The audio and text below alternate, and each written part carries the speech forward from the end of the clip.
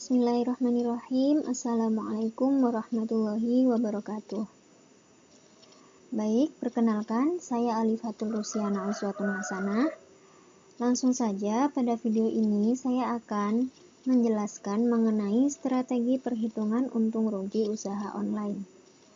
Jadi, pembuatan video ini salah satunya dilatar belakangi oleh melihat perkembangan teknologi informasi yang semakin pesat pada akhir-akhir ini. Melihat hal ini, maka peluang usaha berbisnis online merupakan salah satu alternatif yang cukup mudah dan memudahkan. Seperti itu. Ya, langsung saja kita mulai video strategi perhitungan untung rugi usaha online kali ini.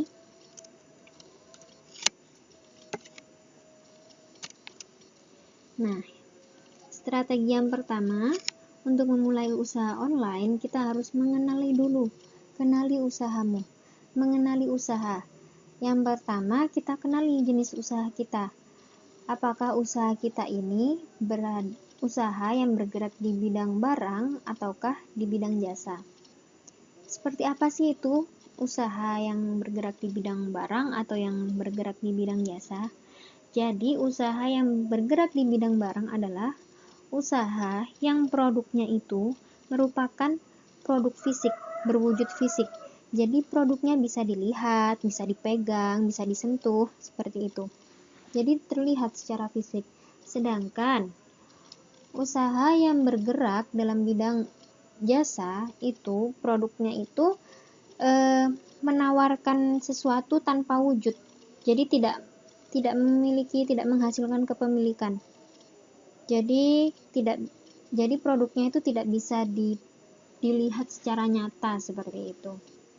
Nah, setelah mengenali usaha kita ini bergerak di bidang mana, di bidang jasa atau di bidang barang, selanjutnya kita harus memulai langkah. Langkah yang pertama kita ambil, kita harus memulai dengan perencanaan yang sangat matang. Dan selanjutnya kita harus fokus. Tidak bisa kita menjalankan usaha tapi tidak fokus. Fokus di sini baik fokus dalam satu bidang maupun fokus dalam hal perencanaan, perhitungan dan lain-lain. Seperti itu. Selanjutnya nih, setelah kita mengenali usaha kita harus mengenali juga kekuatan dan kelemahan usaha kita. Di sini saya mengambil contoh deh, satu. Mengambil contoh bergerak di bidang barang. Yang kelihatan supaya enak nih. Nah, yang saya ambil barangnya berupa produksi garmen, pakaian. Kalau mbak-mbak nih, karena saya perempuan ya, saya contohkan bergerak di bidang barang, barangnya berbentuk jilbab nih contohnya ya. Nah, kita harus mengenali kekuatan dan kelemahan usaha.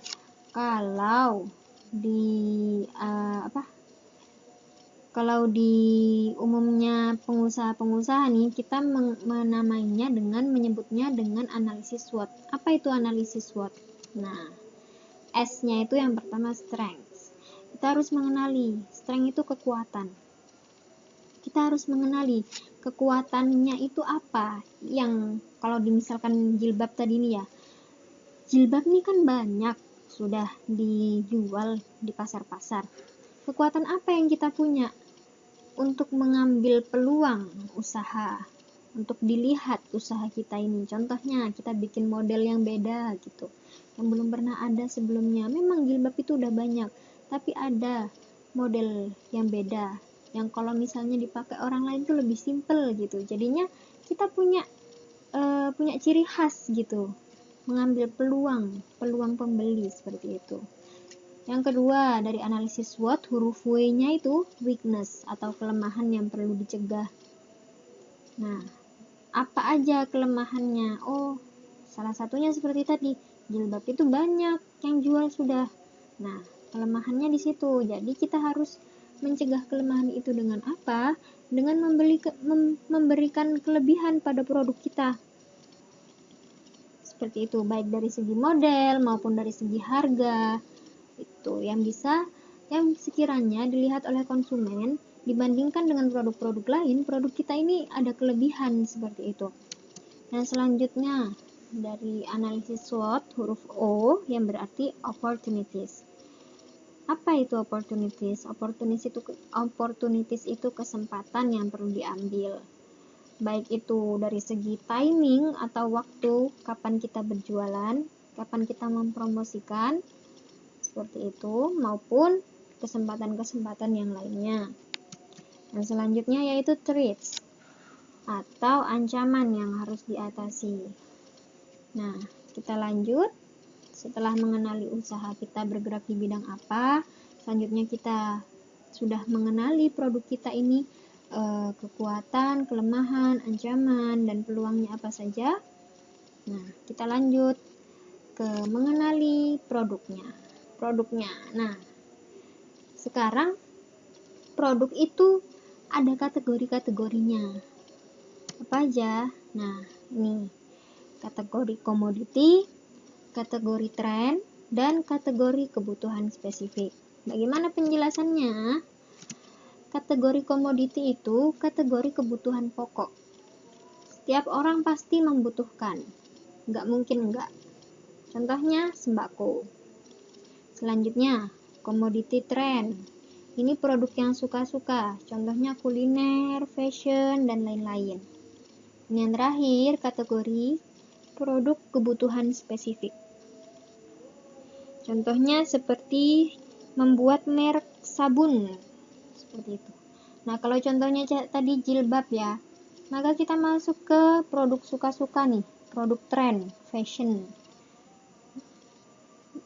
Selanjutnya, setelah kita mengenali produk kita bergerak di bidang apa, lalu sudah mengenali kekuatan, kelemahan, peluang, dan ancaman, setelah itu kita juga sudah mengenali produknya kita, kategorinya masuk di kategori apa. Sekarang saatnya kita memperhitungkan usaha. Nah, memperhitungkan usaha ini salah satunya adalah memperhitungkan peluang, baik peluang buruk maupun peluang baik. Peluang buruk itu perlu juga kita ketahui supaya bisa kita hindari, supaya bisa kita atasi, seperti itu. Nah, peluangnya apa aja?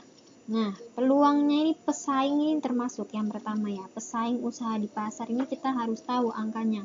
Oh, yang bergerak di bidang barang ada segini, sekian. Selanjutnya, barangnya diperkecil lagi. Jilbab dikerucutkan lagi. Oh, bergeraknya di jilbab ini. Ternyata jilbabnya ini banyak betul sudah yang menjual di pasaran ini. Maksudnya di pasar ini, di sasaran kita ini gitu, seperti itu. Pasaran online, dalam hal ini pasaran online. Nah, pesaingnya lumayan banyak, maka kita harus bikin yang beda dari para pesaing-pesaing, seperti itu. Lalu kita menemukan ide, diambillah ide itu sebagai peluang usaha kita yang berbeda dari pesaing-pesaing sebelumnya yang berada di pasar online, seperti itu. Selanjutnya, peluang dengan melihat jumlah sasaran usaha di pasar. Misalnya, Anda mau berjualan dengan menyasar para pelajar atau menyasar para mahasiswa atau menyasar para konsumen kelas menengah. Nah, maka Anda harus tahu. Yang ketiga, pendapatan rata-ratanya itu. Jadi yang kedua sama yang ketiga ini ada kesinambungan. Jadi setelah Anda menetapkan sasaran Anda harus mengetahui bagaimana kehidupan di sekitar sasaran Anda dan pendapatan rata-rata sasaran usaha Anda itu, seperti itu. Misalnya, Anda menyasar konsumen kelas menengah nih, otomatis Anda harus menggunakan bahan-bahan dan menyediakan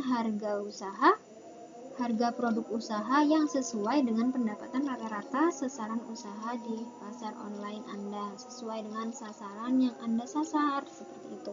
Jika sasarannya adalah konsumen kelas menengah, maka Anda harus mengetahui pendapatan rata-rata konsumen kelas menengah, seperti itu. Selanjutnya nih, kita harus juga memperhitungkan keuntungan-keuntungan. Nah, keuntungannya biar mudah kita bahas sesuai dengan pembagian kategori usaha tadi, yaitu komoditi, tren, dan kebutuhan spesifik. Nah, keuntungannya barang komoditi, tren, dan kebutuhan spesifik seperti ini. Keuntungan barang komoditi, yaitu bahan kebutuhan pokok, itu kan selalu dibutuhkan. Nah, itu rata-rata keuntungannya kalau ecer itu berkisar antara 5-20%. Kalau grosir itu antara 1-3%. Bisa dilihat ya, selama ini kalau kita membeli barang grosir itu lebih murah, dibeli murah karena dijual lagi biasanya. Selanjutnya, keuntungan kategori produk tren atau produk suka-suka itu keuntungannya bisa mencapai 30-10%. Kita lihat ya, selama ini di pasaran-pasaran kuliner, fashion, dan lain-lain itu bisa mencapai keuntungan 30-100% sesuai dengan entah itu dari proses pembuatannya, entah dari itu promosinya, entah itu dari bahannya. Itu nanti kita pelajari di slide setelah ini. Itu bisa menghasilkan 30-100%, entah di bagian mana yang ditinggikan, seperti itu sesuai dengan kualitas masing-masing. Yang selanjutnya, kebutuhan spesifik ini justru banyak, menghasilkan keuntungan 300-1000%. Nah, berarti kalau jilbab tadi yang kita umpamakan, kita ambil tadi ialah dari kategori produk tren suka-suka ini, keuntungan yang kita capai nantinya menghasilkan 30-100%, seperti itu. Nah, kita masuk nih ke perhitungan usaha, perhitungan untung rugi nih. Nah, yang pertama yang harus benar-benar harus dimasukkan dalam perhitungan untung rugi kita harus menghitung harga bahan. Sesuaikan harga bahan, usahakan mendapatkan bahan yang baik untuk produk-produk kita. Selanjutnya, kemasan, jangan sampai dilupakan. Karena ini kita melihat dari yang fisik dulu ya, karena bergerak di bidang barang itu nggak bisa kita langsung ngasih barangnya ini kayak gitu, kan harus ada kemasannya juga, dan kemasannya juga untuk menarik konsumen juga harus dibuat sebaik mungkin. Nah, ini yang nggak kelihatan nih, ongkos produksi. Mau nggak mau ada ongkos produksi. Kalau di bidang barang seperti yang kita misalkan tadi jilbab, ada ongkos produksi, ada proses jahitnya, ada proses pemotongan kainnya, dan lain-lain sebagainya. Selanjutnya, biaya manajemen. Untuk memanage semuanya, mulai dari harga bahan, proses produksi, hingga pengemasan. Sudah sampai nih. Nah, untuk sampai ini, berhenti di sini ya. Untuk sampai ke konsumen nih, jangan lupa ada biaya promosi. Meskipun promosinya melalui online juga ada biayanya, entah itu kuota, entah itu biaya riset sebelum kita mencapai sasaran, meriset sasaran kita, baik itu dari segi pendapatan sasaran dan lain-lain. Nah, setelah itu baru kita ke konsumen, seperti itu. Setelah semuanya itu, yang paling penting adalah yang terakhir, jalankan usaha. Percuma kita udah merencanakan nih, udah fokus-fokus, udah menghitung sekian, kalau kita tidak menjalankan, percuma. Usaha kita akan sia-sia. Karena keberhasilan itu 10% doang rencananya, yang 90% adalah kerja nyata, seperti itu. Terima kasih dan sekian video strategi usaha online dari saya. Kurang dan lebihnya saya mohon maaf. Wassalamualaikum warahmatullahi wabarakatuh.